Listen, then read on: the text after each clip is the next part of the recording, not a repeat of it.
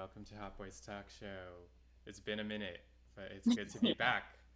It's been a summer. Yeah, it's been a summer. It's been a nice break. So, Yeah, yeah, I'm Daniel, as you know, I'm Hampton. Yeah. and our guest today is Rajna. Um, we start off every show kind of just letting you share how you would describe yourself. So, Rajna, how would you describe what you do? Thanks for having me. And I guess I would describe myself as an improviser, composer, and scholar. And one of my main instruments is the mridangam, which is a South Indian percussion instrument. But I also sing and I play some piano. And yeah, and I'm about to be an assistant professor. So I will add that to the label as well soon. Yeah. But yeah. What are you going to be teaching? Well, I'm going to be one of the core faculty in a program called Integrated Composition, Improvisation, and Technology. So that essentially means advising some PhD students who are artists from various backgrounds who are working on their own projects and also teaching some courses. But I won't be teaching any courses until January. So good. It's still yet to be developed. Yeah. Get your feet wet, I guess, and then. Yes. Yeah. It'd be a pretty quick turnaround, do you have a course ready to teach? Exactly. I've actually never visited the campus, so it's all my interviews and everything were on Zoom. So I'll have to settle in for sure. Yeah. Well, we're happy that we're going to have you around in Southern California anyway. So, so you have this group, Rajas, that you've done one album with, and are you considering you've had this large project, Apertures? Is that potentially going to become an album as well? Yeah, so it was originally supposed to premiere, it was commissioned by Chamber Music America New Jazz Works program. And so, I mean, because of the pandemic, we ended up recording it and doing like a filmed version instead. Very beautiful. And I don't know, I would love to let the music develop a bit. So I'm not sure yet if that will be the album, or we're supposed to tour it to a couple of places this year. So I might go back and just make some edits to that recording, or I might record again. So and if you're able to perform it a few more times, that I'm sure that'll develop. Yeah, we actually put it all together pretty much in like a day of rehearsal. So it was like an hour and a half of music. And Ganavia, the vocalist, was the one who was like, we were supposed to play somewhere, and then because of the pandemic, all the uncertainties, things got canceled, and she was just like, why don't you just record it? Book a studio. And so we did that, and I'm really glad we did. Well, that is incredible, and I also can believe it because there's it feels like there's a unity in the sort of headspace, across the whole thing, which is, makes sense if you sort of did it in a day. Yeah, I mean, there were a couple pieces I think that we had done beforehand, but yeah, putting together that version for the recording, we did it in like one long 8-hour day, I think. Yeah.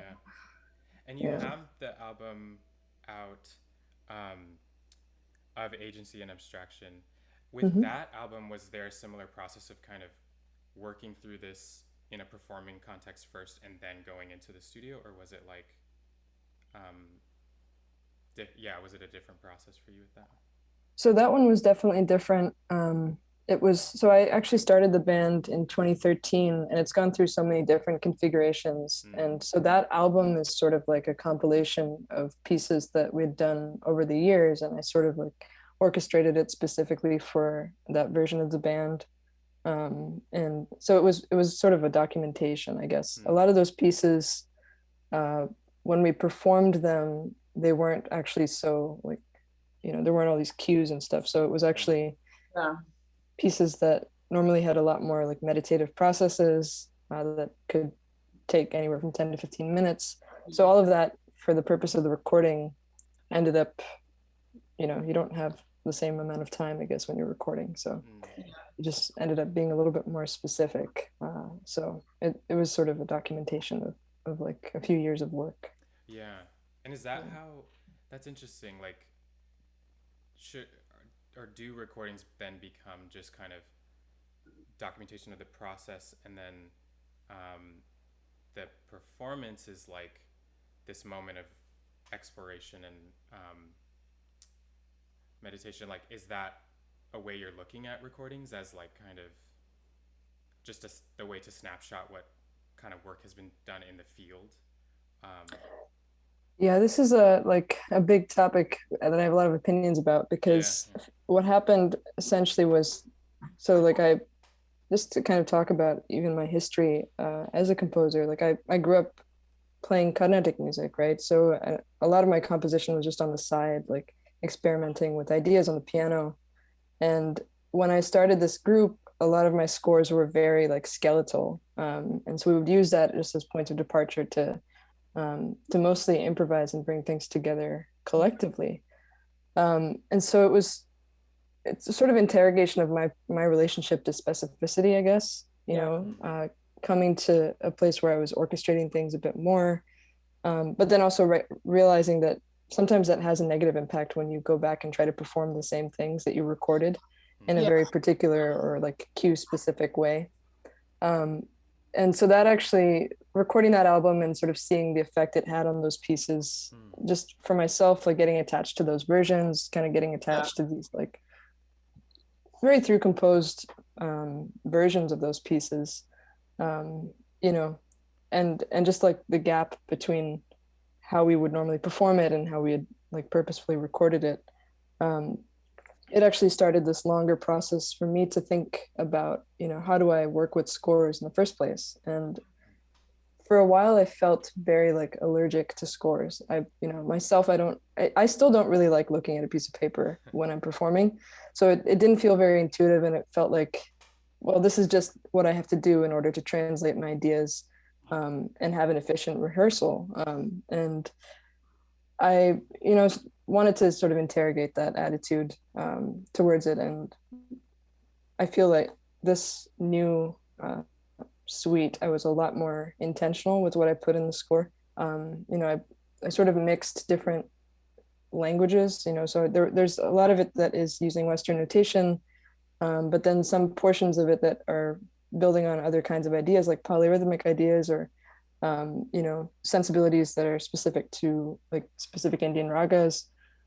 Those I just started using more like graphic notation, contour types of notation, and mixed in some text score elements as well. So I had, that was a lot of my work for my dissertation, was really delving into how can we have something that's specific, but not something that ties you down and isn't like oppressive, and not something that feels like stale, but still feels alive and feels like we can keep improvising and keep deepening our process with this. So that was sort of the space between of agency and abstraction, and this latest piece, Apertures, that we recorded this year. So yeah. I have this question that I feel like you've addressed part of in just in just what you said. Do you feel like there is a difference between sort of a spectrum between more improvisational languages and more through composed, where there's a difference in the sort of achieving the potential of musical ideas and musical materials? Well, I think I come from a tradition where composition itself is like not conceived of in the same way as Western composition. It is really about interpreting it and having, what I call apertures in my dissertation. These moments where you can invite the unknown, and those could be called moments of improvisation. Although there's a lot of like charge to the word improvisation itself. It's we also associate that with very like intentional kind of expression, but there's just what you do in moments of uncertainty, or just in the uniqueness of every moment, because even with through composed music, no two performances are the same, right? So what do you do with that that quality that's very specific to that moment. I think that's always important to consider. And of course, there's a spectrum when you think about composition and improvisation. They're not at all like a dichotomy at all. Yeah. What do you think about using a word like fluency, when thinking about the behavior that we would call improvisation? Like you said, like the, apertures, openings of to opportunity, to, it's almost like activating a like informed agency, a practiced agency in structures. Does that seem to sort of, ring somewhere? Yeah. The word fluency to me, I mean, fluency is actually a gentle word, but thinking of mastery or thinking of like, what I often found, through my research process of like reading ethnomusicological literature, where there's this specific idea of what a successful improvisation is in a particular style or in a particular tradition, that like sort of loosening our ideas of what a successful improvisation is or what it means to be fluent in a language, because music doesn't actually really work like language all the time. That's my feeling. And it also doesn't account for the fact that these grammars that we inherit are not inherited as these like, this is how it's been done for generations, even though we're often told that. They were built from mistakes. They were built from deviations and, people having these ideas that are really coming from something outside of the structure, so they're also built from the margins, and keeping that in mind when you're going forward of thinking of improvisation or composition or whatever your process is, I think is really quite important. And always, because what ends up happening and what happens in, for instance, even Indian classical music, and I really like put the quotes around the word classical there because it was created in the model of European classical music in the early 20th century. Of course, that music had some earlier like version of itself that wasn't necessarily called classical until it became important in India to establish that there was something called Indian classical music. But then when that becomes a grammar, and then that becomes like, it tends to then limit what happens after it, and then you start talking about, oh, are you fluent in this tradition, or are you able to play within the bounds of this tradition? Then even that notion of tradition was built up from so many different practices, from so many different communities. But those histories are erased in the process. So, and I think the same is true of European classical music. They're built up from ideas that were not called classical. We're not always under the same category. It's just so particular to each historical moment. So acknowledging that specificity, acknowledging the ways we're responding to those specificities of the moment, that I think is actually, I don't know if there's a word for that. I guess it's some kind of awareness. Yeah, it feels like, I was going to say that it seems the analysis you're giving now is like pointing us toward political realities that shape our conceptions of what music is successful, and and particularly around what we might call genres of music, like how they're constructed. And I watched this interview you did. I think the project was called In Tandem, where you just mentioned genre real quick, but it seemed like there was like it seemed like genre is a word that is very problematic or tenuous, but it seems to me that part of what you mentioned in that interview and even now is that in between space and that questioning space of these larger categories actually can create a greater awareness of like where we're sitting personally, and how our music actually like does work, or like what work happens in the music. So I was wondering if you could just talk, if you want, about like if genre is a useful term, if it is worth being actively sort of against, or if you have some kind of like oppositional relationship to it, or if it should be used maybe like to think through what's going on in music, you know? Or if you don't give a shit about Yeah, it. you could say let's pass this question, but because I don't know, genre can be kind of boring to talk about. Well, there's the danger of like throwing genre out of the window and not acknowledging where we come from, Yeah. or where the sort of history of the ideas. So that is, I think, the danger of throwing genre out. I don't know if we should call it genre. I'm just thinking of like whatever circle we draw. It's like gatekeeping, I guess. If you just ignore that there are gatekeepers or that gatekeeping goes on, then you actually lose the opportunity to question that process, right? Yeah. So genre is useful to me as long as there are sort of these nodes of power around it. So for me, even though like I have a tenuous relationship with this genre of Indian classical music, which then is divided further into North Indian Hindustani classical music and South Indian Carnatic music, these genres are, I think, as far as my creative process goes, I'm not really thinking about it in the moment of making things. I'm thinking more along the lines of memory and my own personal relationship to sound, and what various sounds and structures evoke for me. Just as it's like if this has this effect on me, then I have a sense of like connection to another person and what effect it might have on them.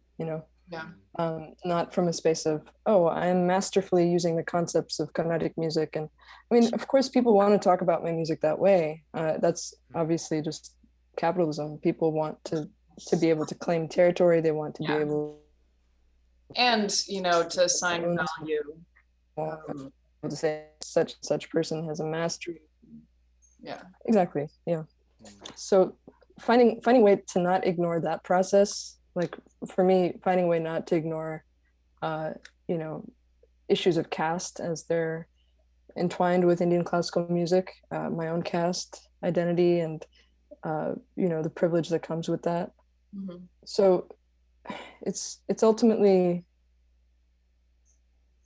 about what is the work that you're doing to really see where you are and what you can contribute to actually bringing down the walls. So, and obviously it's a lifelong journey, but that's where it comes in for me. I don't want to be like oppositional to anything, because it exists for a reason.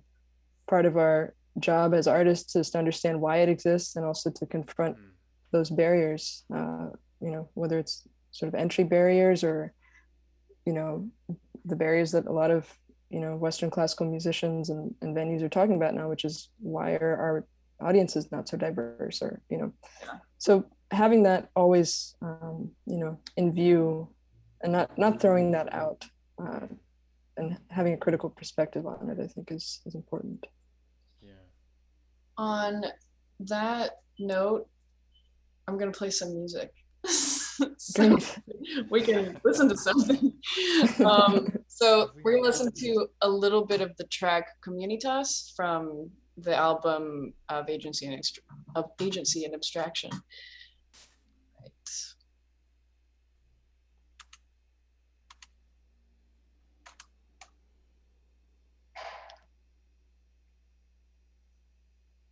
Play, please.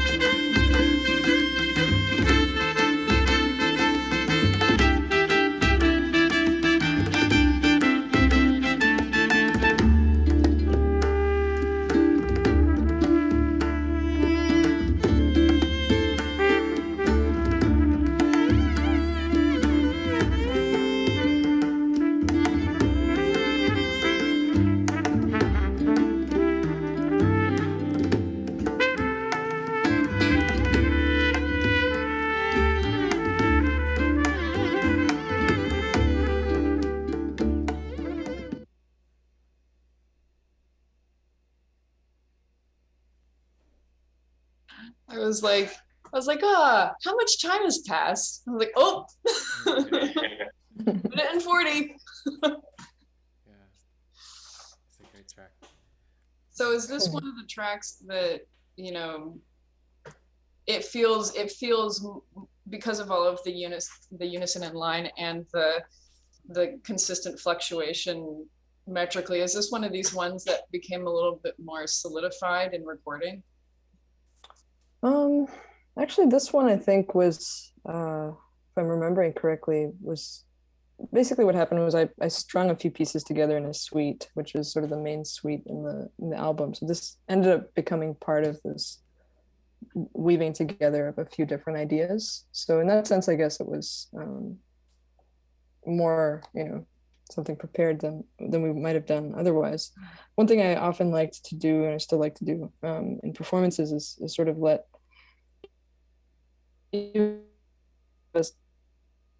that list really have the transitions between pieces be improvised. So that's something we didn't totally do in this album. It was more like, all right, we're going from A to B to C. So, you know, we would decide on a certain number of cycles and things like that. Whereas in performance, we might just leave it open-ended, or I might say, one thing I'd say quite often with my band is find your way into the form. So I, you know, sort of reversing this idea of like playing a sort of form and then improvising on it, but like actually internalizing the form to the point where you can find your way into it. And also the kind of exercise of trust that entails for an ensemble, to be able to start from a place of listening rather than from a place of you know, doing what you're told. So this sort of brings us, I think, how really important to this music is how did you find these people? Like, who are, I mean, I know who some of them are, like your sisters on this album, but you know, like, it seems like finding people who have, it's not just like, you know, finding fitting people musically who have the same, you know, similar kind of background in improvisation, but also it's sort of like a value, yeah, about like values about music. I feel like you'd have to find particular people to do this. Yeah, I mean, this band, across the many configurations it's taken on, has always been with friends that I consider both teachers and also like co-learners. You know, I feel like everybody in the band, everybody who has been in the band, has in some way been somebody that I have had these very deep conversations with, or you know, musical or verbal, just about how to bring these worlds together.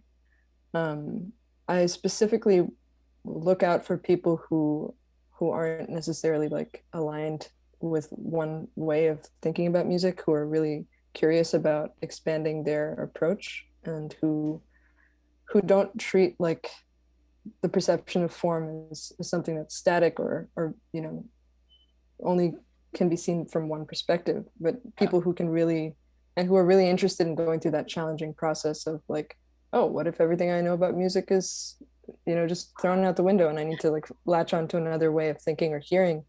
I feel like everybody in the band has been somebody who thinks that way, and who, you know, like we can have that ongoing conversation, ongoing interest in developing the music. They're all people who, you know, who are really invested. It's like a family, you know. It's, and literally it is family, you know. Yeah. And it's people who are invested in going deeper with the music, and also knowing that, you know, each performance or each iteration is going to bring new discoveries. And so people who don't, I mean, I don't know, it's just people I met who I really resonated with. And, you know, I think that the identity of the group itself, you know, it's not like I'm some recruiter who's like, I will look out for people who have this approach to music. It's like, I learned that from them too. You know, I learned that from being around these people, and from learning how to learn alongside them. So, you know, and one member of the group in this in the first album iteration, you've been around for your whole life. I'm curious about how it seems like you must have had a very rich musical upbringing, because your sister's a really great violinist, really great singer. And like, how did you land on your instrument to play? So yeah, we both grew up in an incredibly musical family.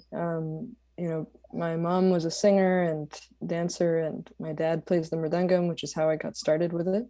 Yeah. And they were both also very invested in us pursuing music, both when we were young and also into our adult lives. So we were lucky to have that support. And I think there's also, of course, just, being in the same family and that being this like very intense way of relating. It also has its beautiful, challenging moments. Yeah. But yeah, overall, I think, Anjana has been probably one of the many people I've learned a great deal from over the years. Just from seeing them, like,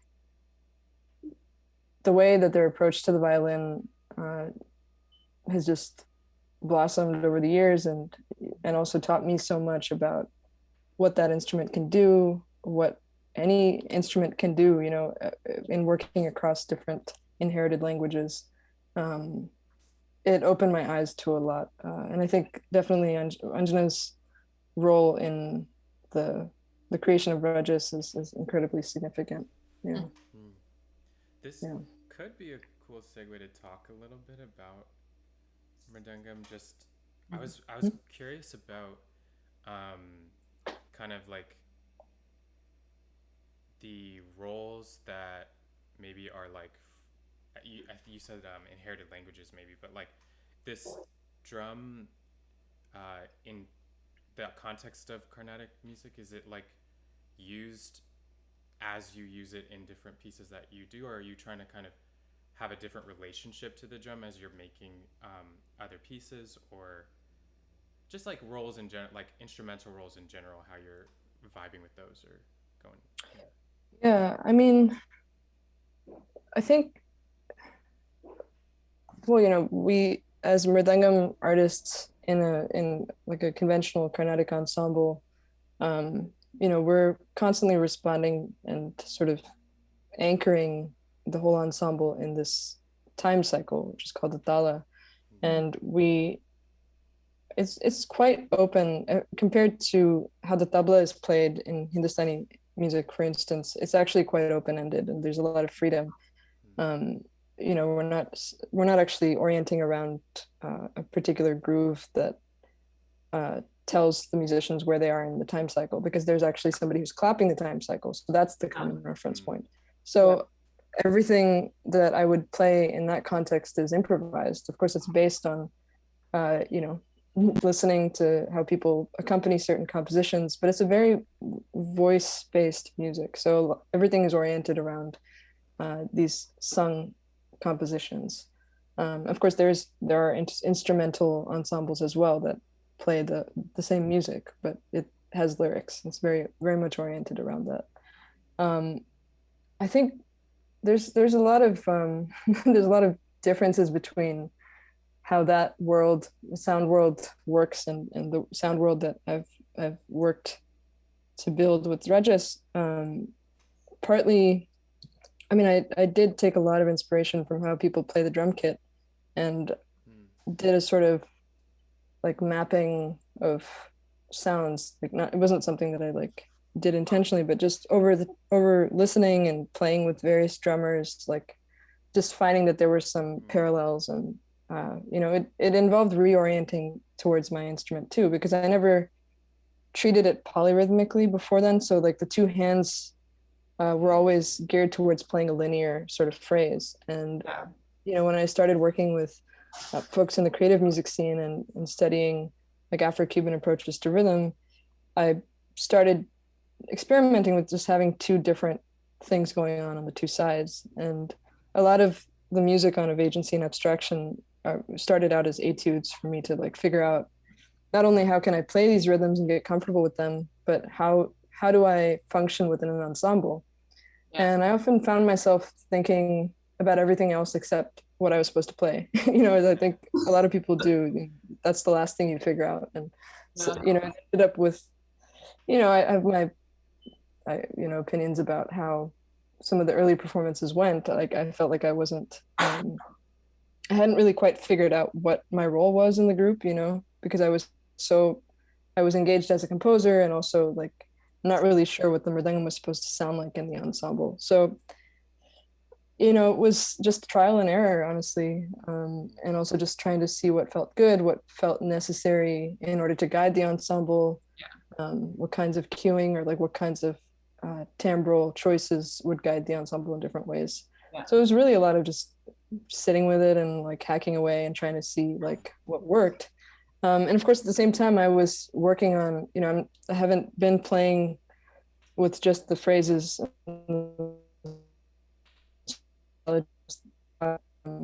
but really trying to move around that, beyond that, and work on my own embodied relationship to the instrument, try to approach it more from a place of investigating resonance and like the relationship between the two drum heads, which is not, it's of course it's there, a lot of it is there, like it's just not part of the way that you talk about it, or the pedagogy of the tradition. So it's like stuff that I think I took a lot more inspiration from people who were doing improvised music, in New York, and trying to see what sort of parallel trajectories I could find on this instrument that weren't so specific to accompanying Carnatic music.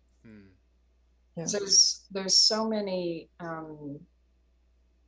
there's such an intense variety of sound and pitch and texture in this instrument. And Danny and I were kind of curious about, like, I was curious about like the high end, there's such a clear pitch, and I was sort of wondering how you approach tuning that pitch or not to what you're working on.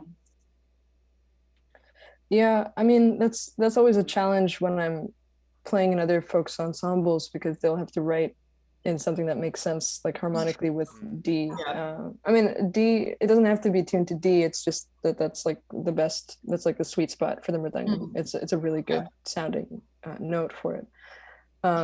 And in Indian music, it would be oriented around the singer's pitch, and so it's just become something that's that I work with people to do that. Or when I'm writing my own pieces, I orient around that pitch.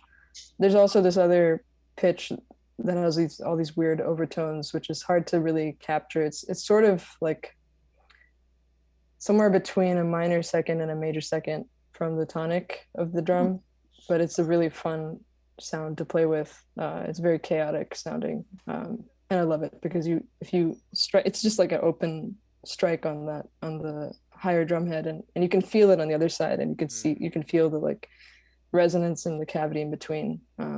So, but those are also things that you don't really, I don't know.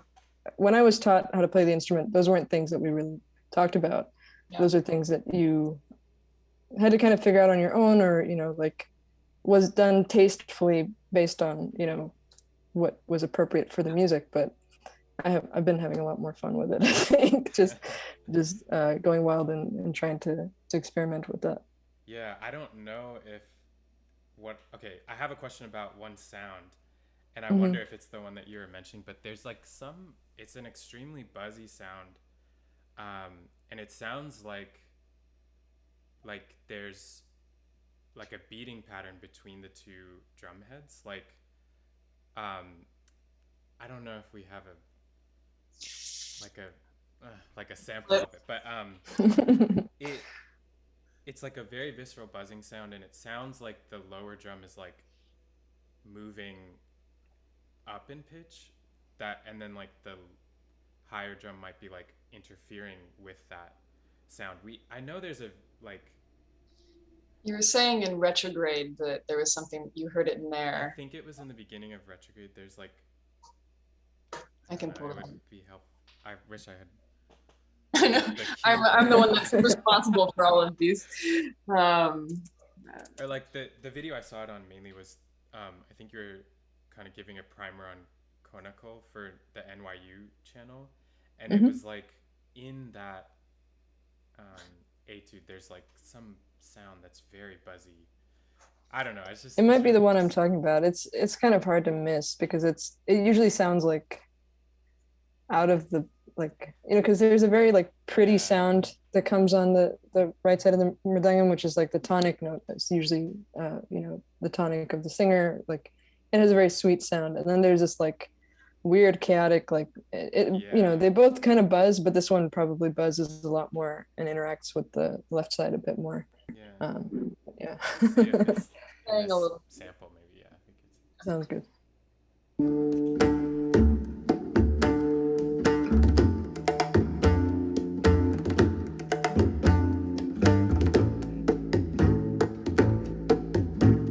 Is it that one?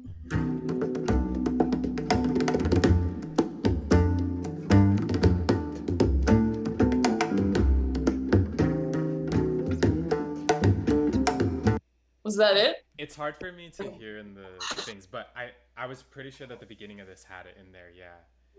Yeah. So there's one, yeah, there's a stroke that has like, yeah, it's tuned to D, and then there's this other stroke which is, yeah, it's it's not capturable. I don't Yeah, know yeah. what it is, and it's also varies, like the pitch varies slightly depending on how hard you hit the Right. drum head. So Yeah, but because you're in it's- control of sort of like how far these pitches are going. with that Yeah, one so is yeah, it's such a subtle difference that like I don't know if I can control that one, but it's yeah, usually it's ever so slightly higher if I hit it harder, but it's always in that weird I mean, whenever I play with Amir Elsafar, he loves it because it's like it works really interesting with the quarter tones in his music. So Yeah, yeah. I'm sure it's Cool. like an E half flat or something. Yeah. It's one of those happy flighty things that you're like, Yeah. I don't know what you're gonna be, but I love you. Exactly. Yeah. I want to play a little bit of one of the sections of Apertures, Okay. because of course it's, we're 45 minutes in already. Oh, really? Okay. That's always how it goes. This is what happens. Yes. Yeah. So this is, would you call this like a movement or a section, or this is Surrender is easier? It's a piece. It's a piece. Yeah. It's a piece. Yeah. Yeah. That's one.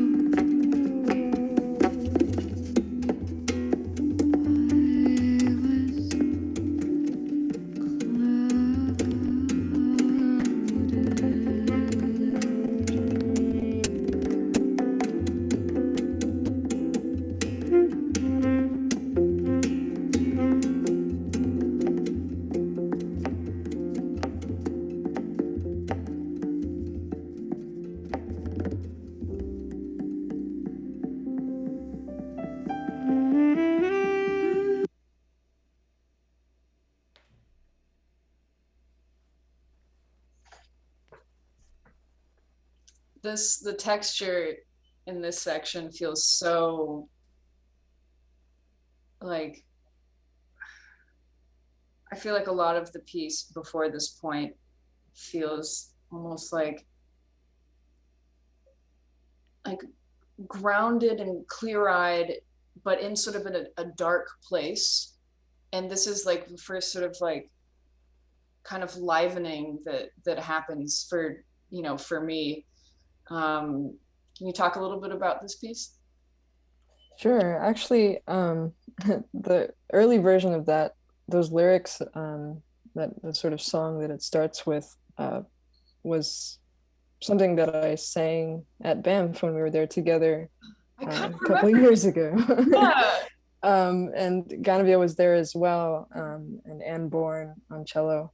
And so the larger piece was actually something that I wanted to do because I had written this piece for the LA Phil Green Umbrella series last year. It was supposed to premiere, and then it was, you know, COVID, and I mean, it's probably going to premiere sometime next year. But I was really like attached to that piece, and I was like, I want to do something for improvisers with this, and so I wanted to figure out a way of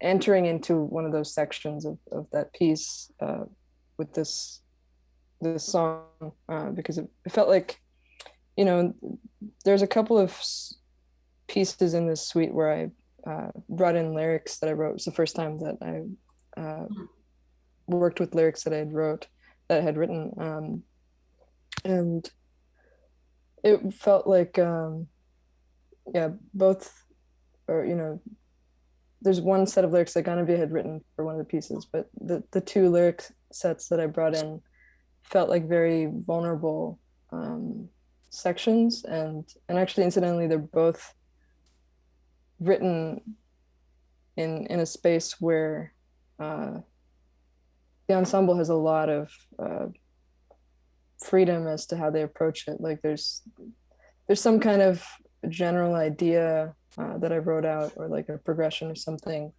Like for this piece, actually, I wrote the guitar part first. That was the first thing that kind of came. I was just playing around on the guitar, and I was like, maybe this will be got a little cat here on my shoulder. Oh my gosh. This is Simone. Oh is she a Rex? Oh my gosh, yes. Yes. Sorry. One is Rex, indeed. Cat person. Yeah, they're very young, these two here. So I don't know. I think that song, I mean, this particular set of lyrics were written at Banff, and you know that place, and is quite intense and quite amazing. I feel like every time I've been there, there's some kind of revelation, or there's some kind of opening that I feel. And so these lyrics were from there. I don't know if I intentionally made it such that I never thought about the whole first part being dark and this being like the first light, but that's interesting that you say that. That's I mean, it's not that it feels like almost like generic, like, you know, sort of like high point thing, but, you know, I was sort of basking and enjoying, you know, this particular feeling that I was getting. And then here I was like, oh, like a little bit of a turn. God, I'm just laughing at myself for like singling out this because of having, you know, heard some version at Banff. And Banff was, as you said, very intense, and there was a lot of intensity that we experienced in that program. But I just remember sitting next to Amani when you were performing this, and just shit-faced crying during your performance. And she was like, "It's okay." I was like, Well, it's kind of funny that it ended up this way, because it has, I guess you're right in that, like, this is the one opening where I think people are really being playful. there isn't, I guess there isn't the same seriousness that like maybe pervades the rest of the piece, but um I think it started in a very like fun place with me just like making this, just trying to get these weird sounds out of the guitar. And Yeah. um Yeah, guitar is a great drum. Yeah. it is, yeah, it's a great drum indeed. I've been, yeah, like strangely in the last year I've been more drawn to it. Like I spent a few months um staying with my dad during the pandemic, and I found this old, it was actually like a first act guitar that I used to write songs on when I was younger, and I wrote a string quartet with it. Like I like started using it for various things in the past year. So but it was also, I think, the one piece where people were like, okay, so you want us to be weird with this? And I was like, yeah, you can be weird with this. And so people went all out. Yeah.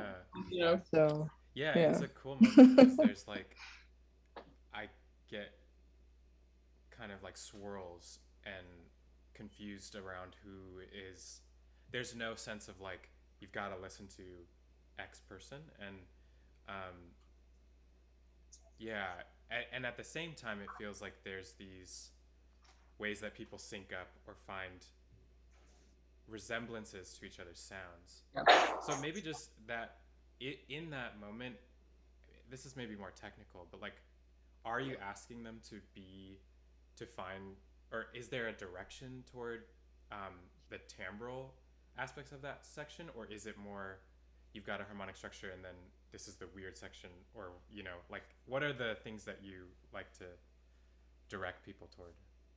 Well, I did set like chords for the guitar. Right. And I kind of treated it as the one place where extended techniques would really be welcome. Of course, I don't make any specific like directions for people to use or not use those kinds of extended techniques throughout the rest of the piece. But this was kind of a focal point where I was like, if you want to be weird, this is the place to do it, to really, so there were all these funny sounds coming out of the saxophone and the trumpet and, Yeah, like percussive bass and stuff like that. Yeah. So And it all sort of sounded in response to that, to the guitar chordal tapping, which is such a, actually just listened to a Raven Chacon piece that has that as well, that was like, I mean, totally different vibe, but also like hair raising in sort of a, in a fun way. I was just thinking, I started playing guitar in the past few years, and I feel like if guitar isn't your first instrument, when you sit down with it and start messing around, it's like it's such a rewriting tonally of like how you approach things, just because of the layout and the physicality. Like yeah, it absolutely. it freshens an approach, especially if you're usually at a piano when you're dealing with pitch. That's for sure. That's absolutely true. Yeah. And I'm not really a trained guitar player. Like I took 1 year of guitar lessons in middle school and have been making things up ever So since. you're a pro. I guess so. But I think like my own limitations on the instrument are interesting. So I'm just like, I'll just have to work with how my hand moves and like these made up fingerings that I've taught myself. So it's fun to kind of discover things that way. Yeah. Yeah, especially when you have, like hands that are delicately trained in something else, I guess so. It's like I sound like a complete idiot when I use a pick, but like as a harpist, like I'm using, 4 fingers all the time. It's like, oh yeah, that's easy. Oh, froze a little bit. Yeah, what also strikes me is like thinking about this as, oh, can you hear me? Yeah. Okay. And this is Siggy. Is that like that's actually one of the pieces that it's hard to listen to without crying, like the rest of it. I mean, this is it almost maybe felt like it needed to have that lighthearted moment before the real like intensity hits. So yeah. Yeah, and I love the later on in the next section, Ganavya sort of you know, raises the roof, and then you come in and sort of follow and close out the end with your singing. And I love that, like that handoff, you know, which considering the lyrics is beautiful. Thank you. We should take a little break, I think. Sounds good. And then we'll come back and talk a little bit about wholesome cartoons. Awesome. Easy now.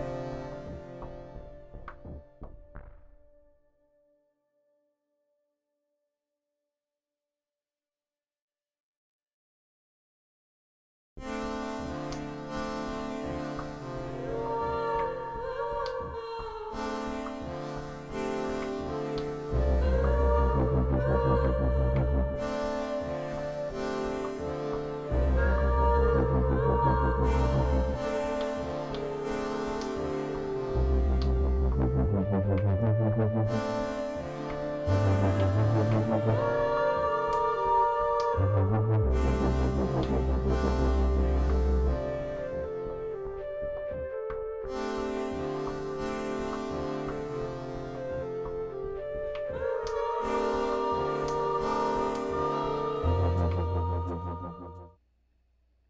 right, we are back and we're ready to talk about wholesome cartoons of many kinds. Yeah. So we got Steven Universe, we got Infinity Train, we got Midnight Gospel, and probably other ones. Owl House is another one that I've been watching, but anyway, it seems that us people who are early 30s or almost 30s seem to be watching a lot of cartoons, and the parents are asking why. Yeah, that was one thing we were thinking of, is like, it's interesting that there are so many cartoons now that seem to be for like probably our age bracket, and then also like are pretty, they have like life lessons or some kind of like wholesome therapeutic content in them, whereas like, you know, the stuff we were watching when we were kids, there weren't any life lessons. Well, there probably were life lessons in them. Maybe every few episodes, like I watched Ed, Ed and Eddie. Yeah, right. Of, like that show was so disgusting, and like just visually, and also like it was one big trip almost. Like it looked, like, when you look back on it, you're like, this is shrooms, like all of this. Yeah. You know, so I don't know why that was, you know, that was what was popular then, but now we have beautiful, wholesome things. And also, like, all of these, you know, I would explain Steven Universe, like, oh, it's a kids show. Like, there's that idea that cartoons are kids shows, but these ones, I think they're also accessible to younger people. So it's not like super sexualized or something like that. I think it's a trend, even, I mean, beyond cartoons. What I've noticed is just generally in TV shows, it seems to be like there's this new threshold of like no bullshit, or like not being super toxic, or, you know, it's like, I don't know, everybody's in therapy, and they're like putting out much more wholesome things, you know, that are, I don't know. I mean, I think honestly, like the dialogue around mental health has also improved so much in the last 10 years. So I think there's more of an awareness, and that's probably feeding back into how people create and put content out there. Yeah. So, but it seems to be something it's even beyond like the cartoon world, like, you know. Yeah, it's good, you know. Even I watched like the L Word new gen thing. I was like, this is way more wholesome than I remembered it. Like, I mean, of course there's still a lot of drama, but like, I was like, this is way more, there seems to be some closure, or like some healthy communication happening, you know. Yeah. I think we're past like the kind of like TV shows mimicking reality TV, like toxicity, let's egg it on kind of thing, and moved into something that's more about helping people recognize things that they do. And and in shows like Steven Universe, like there's sort of an arc with Steven. I mean, he starts out as this hilarious, annoying little kid. Like, I was like, I'm not sure if I can watch this in the beginning, but I kept going because the concept was so like, it's like, look at all of these just like gay gem ladies, like raising this funny little pudgy kid, you know. Like, I love that. But Steven sort of, in the first few arcs, sort of develops more and more into a hero. And then what the amazingness of Rebecca Sugar is that afterwards it's like then fighting back against like having that role of having to be the hero like for other people and not addressing his own problems, you know. And then later on addressing, you know, the effects of trauma of all of these intense situations. So like there's sort of a, you know, as a kid I used to get really freaked out with action movies because all of these buildings were being destroyed and there were explosions, and I'd be like, what about all those people, you know, like the fallout of all of this drama. And I feel like Stephen Eunice in particular, it's like the fallout of adventure, you know, is addressed, which, you know, is, that's true. You know, revolutionary. It might be kind of like in response to all this like spectacle dramatic thing that I think like the 90s and the aughts was like into. It's kind of a new interrogation, like, okay, but why, like, what is the cause or the result of like thinking our media should be that, you know, like when we're so inundated with that view from the media, what should be the opposite effect, or what is the effect of it, you know? And I think people just realize, like, people making cartoons or TV shows see their impact in a different way, or their conceptualizing of it different. So they want, I think there's, it's not, maybe it's more just like it's demanded that you think about, like, what is the effect of what you make? And fans will tell you. So, I like that maybe that's sort of a byproduct of the internet, is this feedback from fans. You know, one of my favorite dumb things is the Adventure Zone, which is a D&D podcast, and in their first cycle, I was so surprised that there were so many trans and gay characters that were in it, that were like, it was so effortless and well done. And I was like one of it's these three brothers and their dad that do this thing, and I was like, one of these bros has got to be trans. I can't believe this. And when you look into it, they're all cishet men, but they started to approach these things early on, and then their fans got back to them and was like, hey, maybe think about this. And then they did this whole feedback thing about how to develop their characters, you know, and they learned something amazing. Cishet men from the South learned something. Success story. Success story.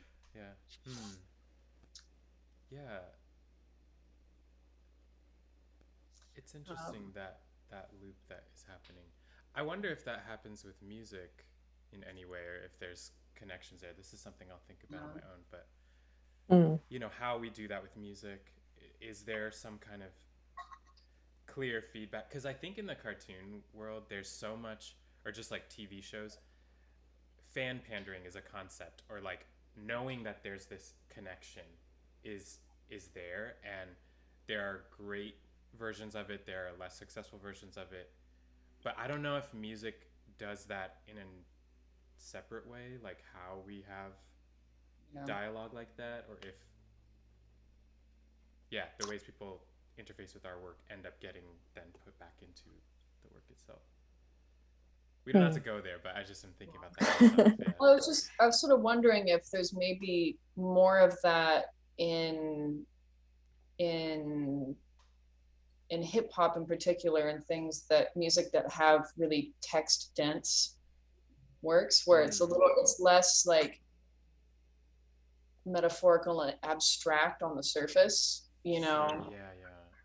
Where that, like, you know, if someone points out something and is like, that's, a fan is like, that's like problematic, or that, like, that upset me, it's like, oh well, it's music, it's, you know, like subjective. But when there's so much, you know, when there's so much text involved, language involved, I wonder, you know, because I feel like most of the recent music that I can think of that I feel like has some kind of commentary turnaround, of course, is hip hop. You know, you know, I'm thinking like Tyler the Creator, you know, particularly. But yeah, it's a long conversation. A long conversation, and we're out of time. We're out of time.